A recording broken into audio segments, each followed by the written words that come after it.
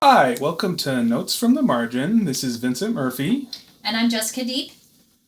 Today we're going to be talking about the founding of Scouting, the origin of the Scout Law, why the Scout Law is actually a pretty mature ethical code, and how we think that ties into business.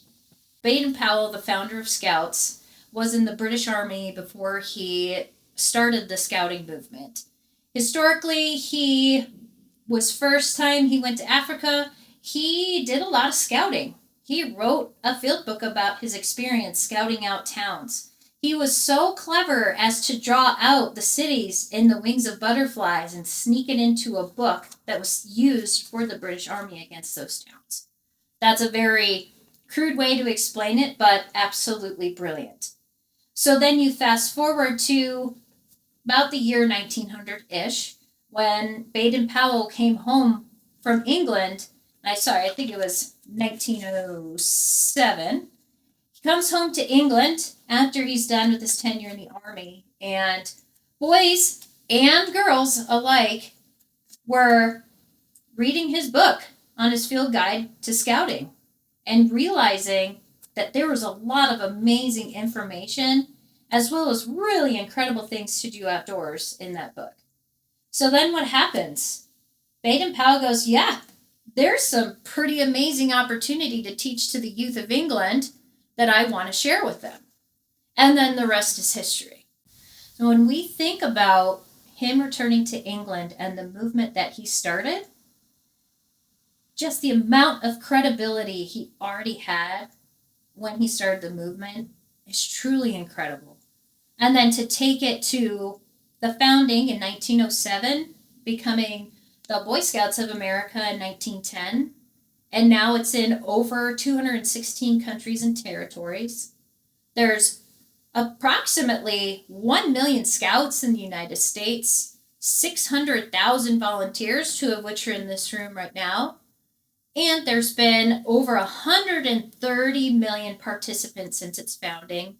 And the coolest statistic is over 2.75 million Eagle Scouts. One thing that has stayed the same over the years is the Scout Law with some caveats. So, what are those caveats about the Scout Law? Well, the original Scout Law, which was in the when he founded Scouting in England, is different than what we use in the U.S. Um, I'll read through them real quick. A scout's honor is to be trusted. A scout is loyal. A scout's duty is to be useful and to help others. A scout is a friend to all and a brother to every other scout, no matter what social class the other belongs. A scout is courteous. A scout is friend to animals. A scout obeys orders. A scout smiles and whistles. And a scout is thrifty. And that's 9 if you were keeping count. We don't have 9 in the U.S. We have 12. We have 12.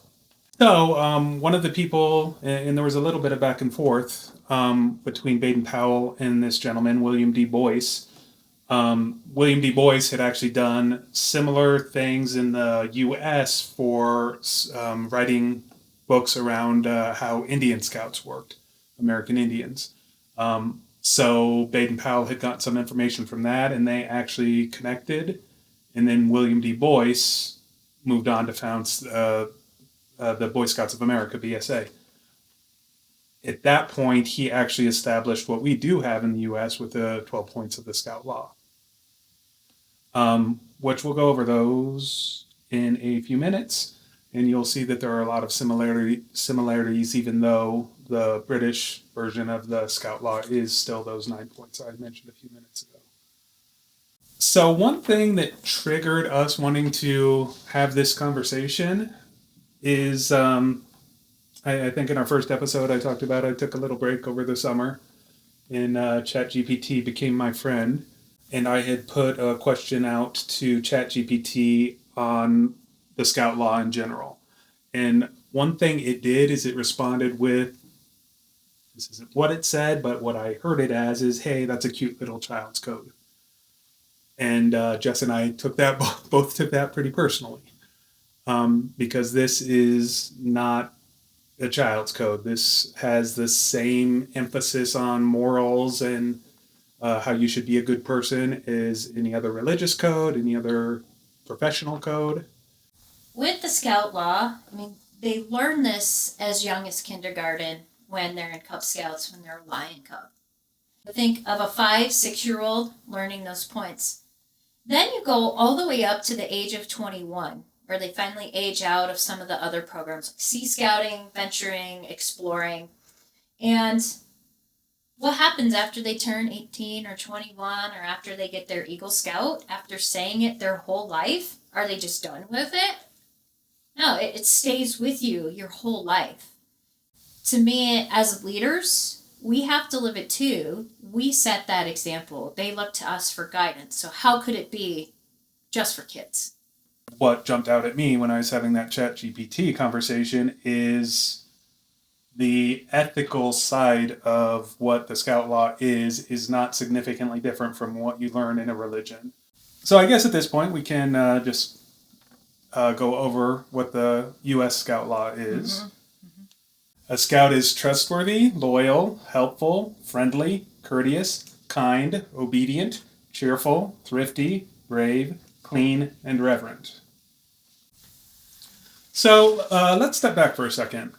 What is an ethical code? In general, it's rules or guidelines for how to be a good person, not hurt other people. Really, as I was researching this, ethical codes kind of came down to two things. There are virtue-based ethical codes, which essentially say, be these things, so this is what a good person is, versus rule-based codes that tell you what to do or what not to do, and that guides you to being a good person. One take on that is that virtue-based codes actually may be more powerful, and this is up for debate, and I'm sure moral philosophy professors debate it all the time. But it puts more on the person to decide if they're a good person or not. They don't have the rules laid out for them. Be trustworthy, or a good person is trustworthy is not the same as don't lie. So you have to decide what that means. So it gives you freedom of choice and direction, but that means you have to put a lot more thought into it for yourself to understand what that means. My brain hurts. Yeah, it always does. One reason I bring this up is the Scout Law is much more of a virtue-based set of guidelines rather than a rule-based. So a Scout is trustworthy, loyal, etc. Not a Scout doesn't do these things or a Scout does do these things. Whereas something like the Ten Commandments and Islamic law and things like that are rule-based. Thou shalt not kill. Telling you what to do or what you need to do to be a good person. My overall view is that all of these boil down to the golden rule at the heart. That's my personal view. Which again, if you look at the Scout Law, a lot of those are respect other people, act towards other people how you would want to be acted towards.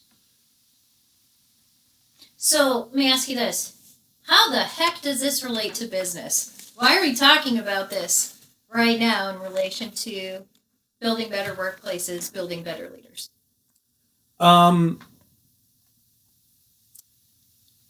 So it's something, again, you and I have talked about, is my view is that I'm not work Vince versus home Vince versus Scout Vince. I'm Vince.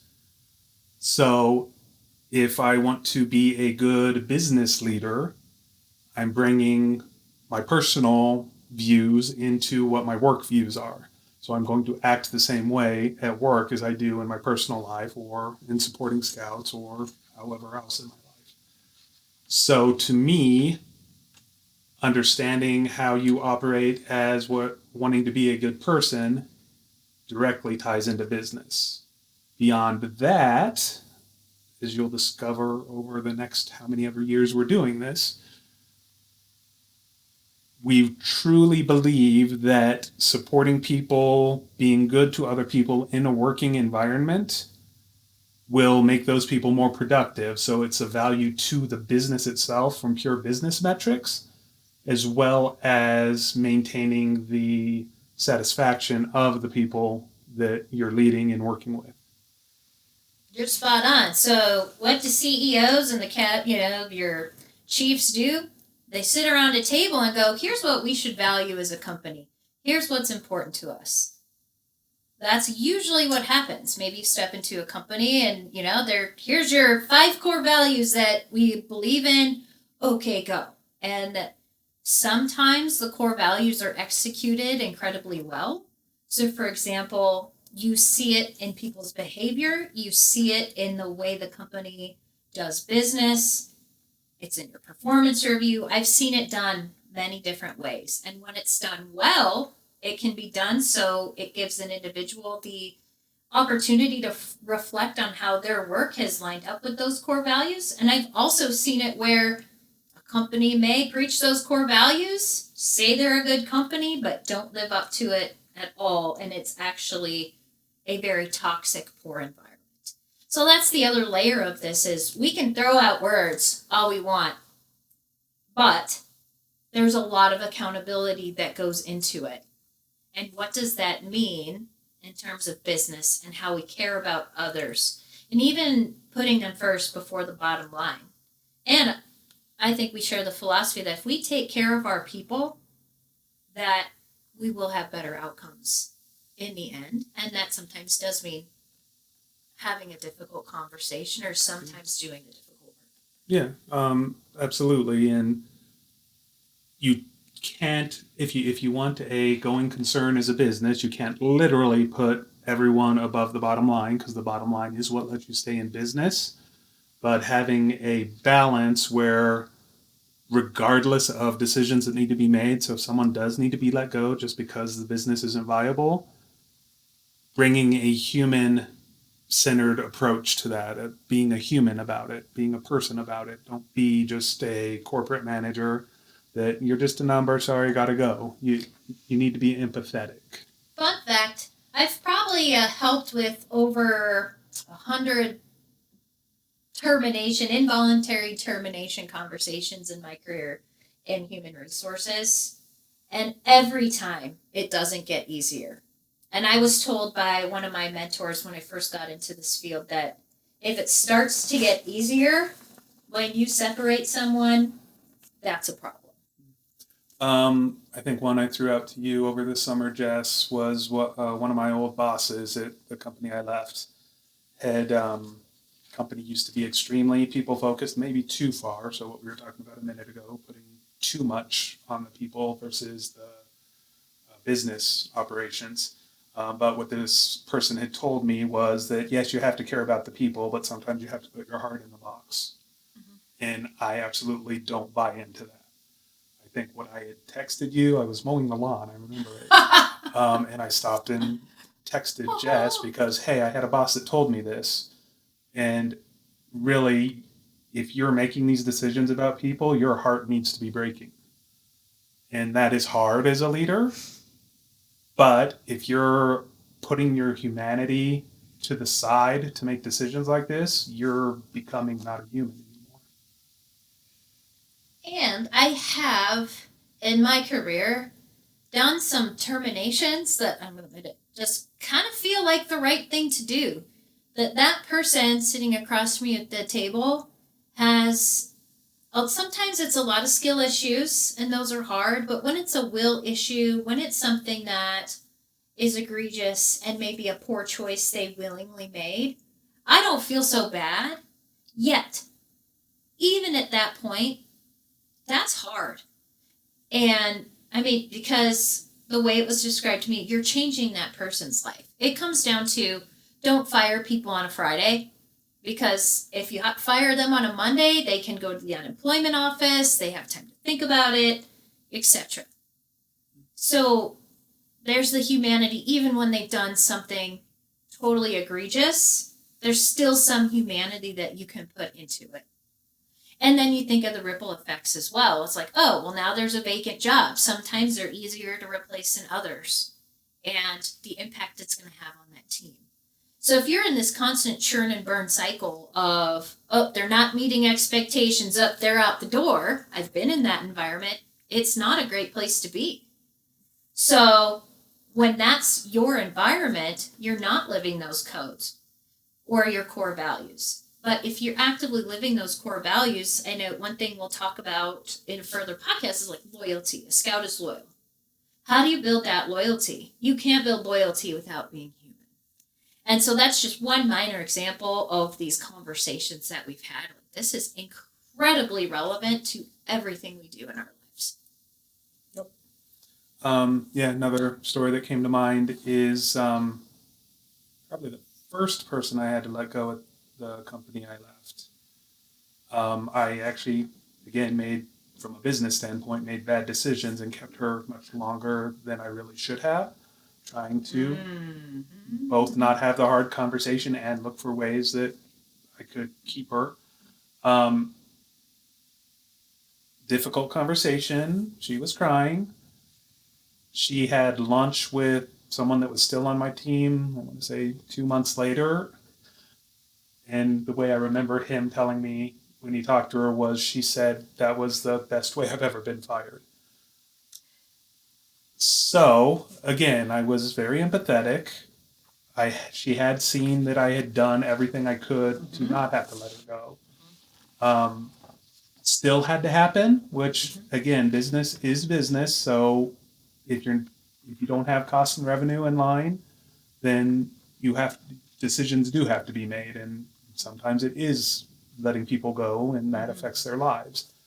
But again, showing that you're not just showing, actually putting in the effort to do everything you can to keep them when it's relevant. I mean, some of the situations you mentioned, if someone's just not doing their job or breaking rules or doing illegal things, then those things have to happen too. But even then, like we said, they're human. Absolutely. And I've been in separation conversations, especially performance related, where the manager's been rock solid with one, documentation, two, just their humanity, recognizing that, what do we need to do to support this person? What are we missing? Coach and support. And recently I had a situation where it just wasn't enough, and no matter what we did, it just wasn't sinking in. So by the time we sat across from that person at the table, she's like, this is for the best, I saw it coming. So it wasn't a surprise.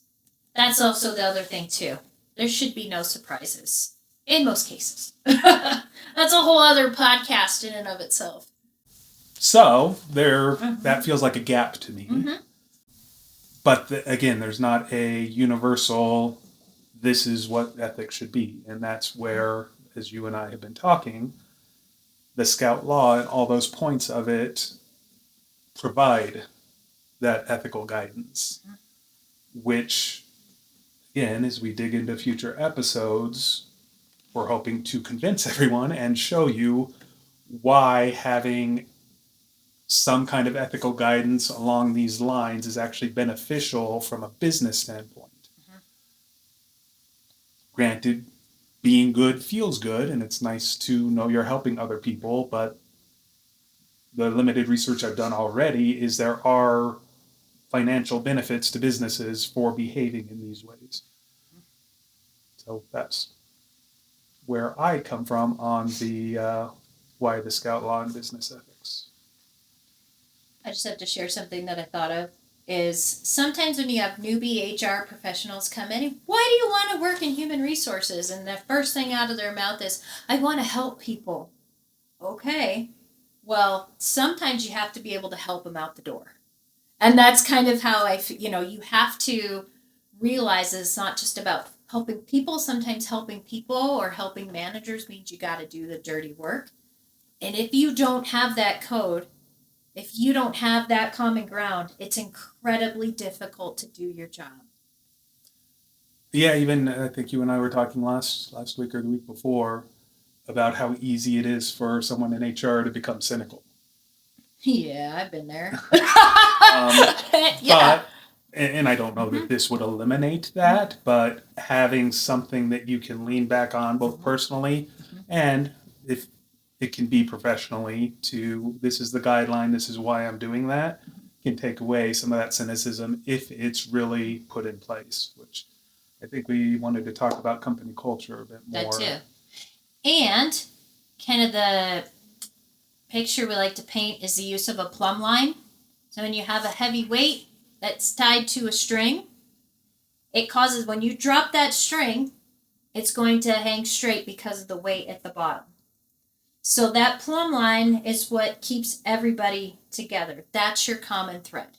So what are you using to measure your company's culture and your success? So if you don't have that plumb line, a lot of times in ancient culture, that means your building probably collapsed because it was crooked. Still applies today, but just in different ways. So that's always what we've talked about as well, is just that illustration. Yep. And you had started this a few minutes ago. The company culture, and so two points on that is the company culture is often conflated with the company stated values. Mm-hmm. So the company stated values can be these 5: be good, be profitable, serve customers, whatever they may be. The company culture is not those words. The company culture is how everyone in the company behaves. And in an optimal situation, assuming those are good values that are stated, the behavior of everyone from leadership on down inherently demonstrates those values. It's not a conscious thing necessarily, it's just how the people behave because that's how the environment's been built. And again, as we've been talking, we've both had experience where those things aren't in line. And it is terrible. Yeah, so you're told in a company all hand that, hey, this is our values, this is it, and you see the CEO the next day go do the exact opposite. Yep. And how are people supposed to believe that that's how they should behave when they see the people at the top doing whatever they want or doing the opposite? And we've also been in environments where there's situations, I can use DaVita as an example, when they developed their core values, their 7 core values, they brought in facility administrators from their dialysis clinics. They just had this recent merger, rebrand, a lot happened, and they brought in their facility administrators. So the people who were managing dialysis clinics sat them down and did a whole workshop on what are the most important values to you. What values should define our organization? And it came from the bottom up. It wasn't the C-suite deciding, here's what we think we should believe. It was the people themselves working on the front line going, this is what we believe. This is what we can get behind. I recently went through the same exercise at my work just for my department. We decided what was most important to us and nailed it down to 2 words. It was service and integrity. And the whole team, just based on how we currently operate, we all agreed that, yeah, we're already doing that. This just reinforces the good work that we're doing. So it was already a part of us. We just put the name to it. So it's very powerful. That leads to an interesting thing as people are getting new jobs, coming into the work culture for the first time. Companies that are established are going to have whatever their core values and their company culture is. So, as someone either looking for a job or even not sure, what do you do with that, knowing that you who are who you are, and this company may operate this way, may say they operate this way, but actually operate a different way. So if you're trying to have more than just a job for a paycheck, if you are trying to make a difference at a place or be involved in a place, what do you do with that? One really good interview tip I want to give is ask. When it's your turn to ask a question, what is your company culture? What are your core values? And how do you live them? And what does that look like? Especially if you are going for some of those higher level roles. One, it shows that you've researched their company and you're kind of putting them on a test to really see what they do. Some organizations have been a hard question for me to answer, but when you're in a good organization, it's a very easy answer because when it comes down to it, you want to secure that top candidate and keep them. So you're wowing them even before they have the chance to start. Yeah, and another point of view on that is sometimes it is just a job for someone and they Yeah. really don't care. Oh, yeah. Like my first job out of college, working at a department store, just needed a paycheck. And the core values are hanging from the ceiling. I'm like, oh, that's cute. That's nice. But then how do you see it? Nobody talks about it. It's there. Like, okay, that's nice. But what do you do to live it every day? How do you know? How do you make it important? And sometimes you can't, but it's in your vocabulary, and a lot of it is, like I said, it's just a part of you, part of who you are and your behavior. So even when it's a multinational organization, it's multiple locations across the United States, you have hourly workers, all sorts of diversity. What rings true to me is that if you have words hanging up in your building, break room, wherever it is, that's just a part of you and your organization. And you figure it out. You figure out how to make that work for your employees. Yeah, as you were talking, a thought came to me is if you, as the leadership of the company, are just putting the words out there so you have words, what's the point? Oh, that's a good segue to this. So I was curious. So we were talking about this. We already mentioned it a little bit earlier. So we're talking about this. And I was curious what ChatGPT had to say about what are the most common core values in a company. And one is the listed 10 was integrity, respect, excellence, innovation, teamwork, accountability, customer focus, sustainability, diversity and inclusion, and continuous improvement. And do you remember what your response was to that? Not exactly. Oh. What did I say? Something about. How many of these are actually human? Yes. And about diversity and inclusion. So calling that out separately, that really was a buzzword. I don't want to discount the importance of that, but true diversity, equity, inclusion programs live by your core values. Yeah, and I think what we talked about was calling DEI out as its own core value doesn't necessarily make it a core value. It's embedding the behaviors in your core values. So being fair rather than being equitable. Be fair to everyone. And with the premise that it's going to look different for everybody, you can't manage people the same way. Somebody's coaching needs are going to be different than somebody else's. So we're not putting people in boxes, we're meeting people where they're at. Which I think is a great way to come back to the Scout Law, is that it does look different for people individually, but also when we are a group and we are together and we are in uniform, it's our expectation that we are those 12 points. People expect that from us in the public.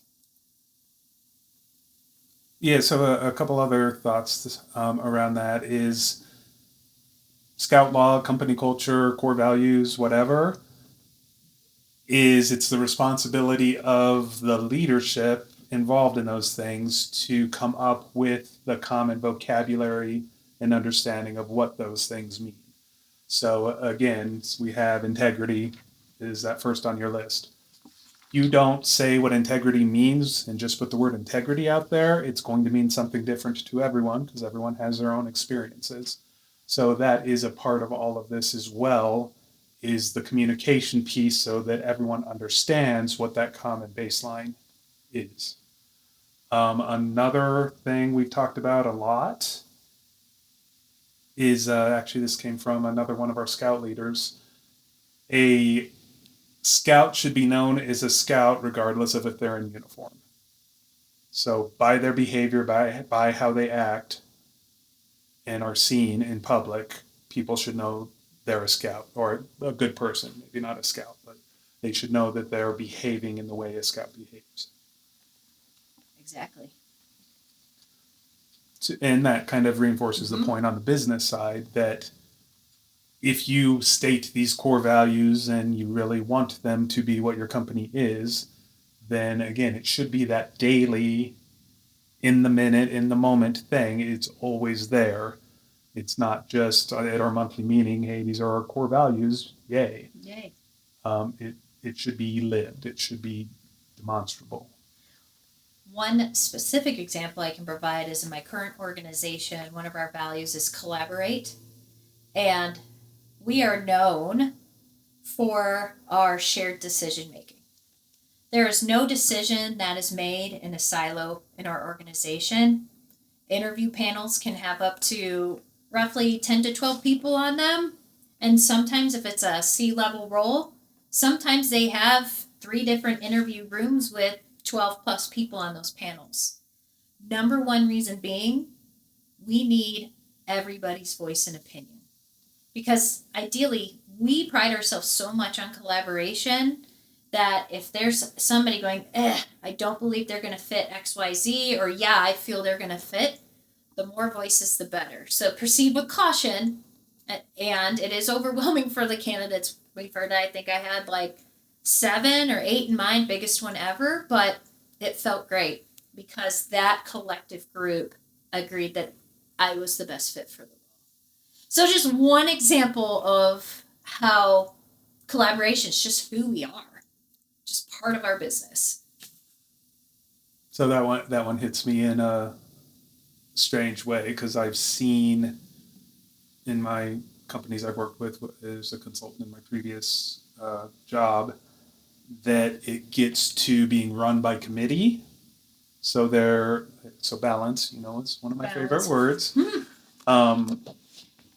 So understanding that yes, the people that need to be involved should be involved. That's not necessarily everyone. So we always have tons of subcommittees, and especially if you're in a unionized environment and you have multiple union contracts that you're negotiating, collective bargaining, it takes a village to effectively put that in place. But that's a good point, is that you don't want to be dead by committee by any means, because even then that committee has to go back to the larger organization, improve their work, and talk about it, and then probably collaborate with another committee. But yeah, it's a balance, and you have to handle it carefully. I think there's a quote by Heinlein that committee is the only life form with no brain and 100 feet. In terms of what's next, we like talking about business. We like sharing our stories. There's so much research out there, leadership books on difficult conversations, and books on individual improvement. May bring up Brene Brown once in a while, Ken Blanchard, you name them. They're going to come up in conversation. And when you talk about ChatGPT, yeah, the number one reason that I'm in the camp that AI is never going to fully take over the world is because it lacks humanity. Obviously, in its response, that the Scout Law is a child's code. So that, in and of itself, tells me that, yeah, we like to use AI as a tool, and nor should you use AI to create your core values either. You can use it to wordsmith. But remember, it's about humanity and how we put humanity back in our work. Well said. And so I think, as we close out this session, when I think of the 12, one thing I love to do, and I know Vince does too, is when we think of trustworthy, for example, it just brings us down this whole rabbit hole of what does it mean to be trustworthy at work. You can talk big picture about insider trading. You can talk about somebody fudging the books to make it look better.